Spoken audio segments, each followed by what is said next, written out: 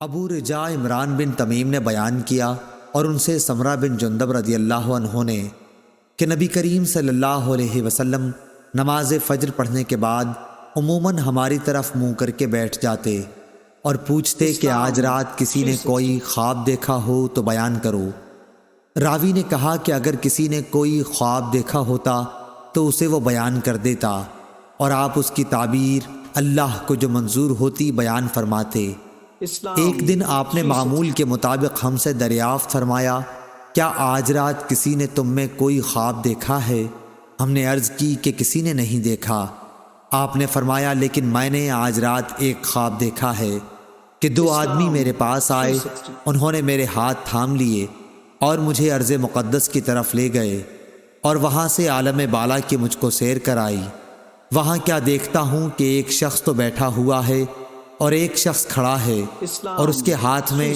امام بخاری نے کہا کہ ہمارے بعض اصحاب نے غالباً عباس بن فضیل اسقاطی نے موسیٰ بن اسماعیل سے یوں روایت کیا ہے، لوہے کا آنکس تھا جسے وہ بیٹھنے والے کے جبڑے میں ڈال کر اس کے سر کے پیچھے تک چیر دیتا، پھر دوسرے جبڑے کے ساتھ بھی اسی طرح کرتا تھا۔ اس دوران میں اس کا پہلا جبڑا صحیح اور اپنی اصلی حالت پر آ جاتا اور پھر پہلے کی طرح وہ اسے دوبارہ چیرتا۔ میں نے پوچھا کہ یہ کیا ہو رہا ہے؟ میرے ساتھ کے دونوں آدمیوں نے کہا کہ آگے چلو۔ چنانچہ ہم آگے بڑھے تو ایک ایسے شخص کے پاس آئے جو سر کے بل لیٹا ہوا تھا اور دوسرا شخص ایک بڑا سا پتھر لیے اس کے سر پر کھڑا تھا۔ اس پتھر سے وہ لیٹے ہوئے شخص کے سر کو کچل دیتا تھا۔ جب وہ اس کے سر پر پتھر مارتا تو سر پر لگ کر وہ پتھر دور چلا جاتا اور وہ اسے جا کر اٹھا لاتا۔ ابھی پتھر لے کر واپس بھی نہیں آتا تھا کہ سر دوبارہ درست ہو جاتا، بالکل ویسا ہی جیسا پہلے تھا۔ واپس آ کر وہ پھر اسے مارتا۔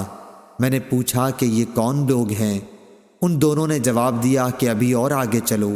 چنانچہ ہم آگے بڑھے تو ایک تنور جیسے گڑھے کی طرف چلے جس کے اوپر کا حصہ تو تنگ تھا لیکن نیچے سے خوب فراخ۔ نیچے آگ بھڑک رہی تھی۔ جب آگ کے شعلے بھڑک کر اوپر کو اٹھتے تو اس میں جلنے والے لوگ بھی اوپر اٹھاتے اور ایسا معلوم ہوتا کہ اب وہ باہر نکل جائیں گے، لیکن جب شعلے دب جاتے تو وہ لوگ بھی نیچے چلے جاتے۔ اس تنور میں ننگے مرد اور عورتیں تھیں۔ میں نے اس موقع پر بھی پوچھا کہ یہ کیا ہے، لیکن اس مرتبہ بھی جواب یہی ملا۔ کہا کہ ابھی اور آگے چلو۔ ہم آگے چلے۔ اب ہم خون کی ایک نہر کے اوپر تھے۔ نہر کے اندر ایک شخص کھڑا تھا اور اس کے بیچ میں یزید بن ہارون اور وہب بن جریر نے جریر بن حازم کے واسطے سے واسطہ نہر کے بجائے شط النہر، نہر کے کنارے کے الفاظ نقل کیے ہیں۔ ایک شخص تھا جس کے سامنے پتھر رکھا ہوا تھا۔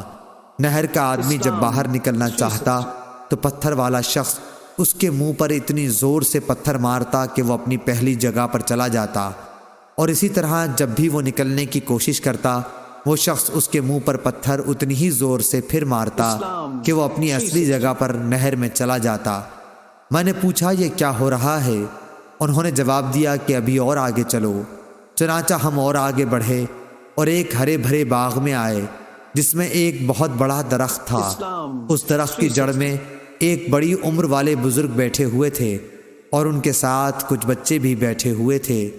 درخت سے قریب ہی ایک شخص اپنے آگے آگ سلگا رہا تھا۔ وہ میرے دونوں ساتھی مجھے لے کر اس درخت پر چڑھے۔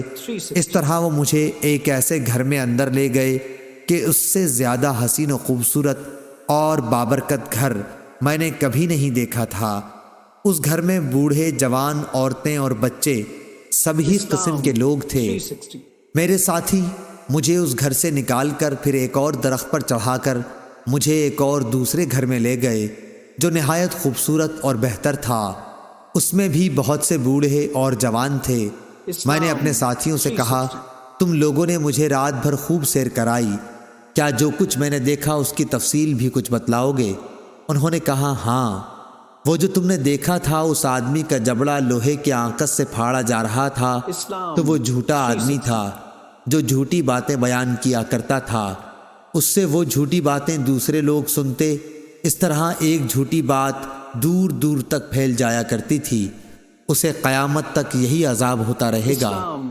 جس شخص کو تم نے دیکھا کہ اس کا سر کچلا جا رہا تھا تو وہ ایک ایسا انسان تھا جسے اللہ تعالیٰ نے قرآن کا علم دیا تھا، لیکن وہ رات کو پڑا سوتا رہتا اور دن میں اس پر عمل نہیں کرتا تھا، اسے بھی یہ عذاب قیامت تک ہوتا رہے گا۔ اور جنہیں تم نے تنور میں دیکھا تو وہ زناکار تھے، اور جس کو تم نے نہر میں دیکھا وہ سود خور تھا، اور وہ بزرگ جو درخت کی جڑ میں بیٹھے ہوئے تھے وہ ابراہیم علیہ السلام تھے، اور ان کے ارد گرد والے بچے لوگوں کی نابالغ اولاد تھی۔ اور جو شخص آگ جلا رہا تھا وہ دوزخ کا داروغہ تھا، اور وہ گھر جس میں تم پہلے داخل ہوئے جنت میں عام مومنوں کا گھر تھا، اور یہ گھر جس میں تم اب کھڑے ہو یہ شہداء کا گھر ہے، اور میں جبرائیل ہوں اور یہ میرے ساتھ میکائیل ہیں۔ اچھا اب اپنا سر اٹھاؤ۔ میں نے جو سر اٹھایا تو کیا دیکھتا ہوں کہ میرے اوپر بادل کی طرح کوئی چیز ہے۔ میرے ساتھیوں نے کہا کہ یہ تمہارا مکان ہے۔ اس پر میں نے کہا کہ پھر مجھے اپنے مکان میں جانے دو۔ انہوں نے کہا کہ ابھی تمہاری عمر باقی ہے جو تم نے پوری نہیں کی، اگر آپ وہ پوری کر لیتے تو اپنے مکان میں آ جاتے۔ صحیح بخاری حدیث نمبر 1386۔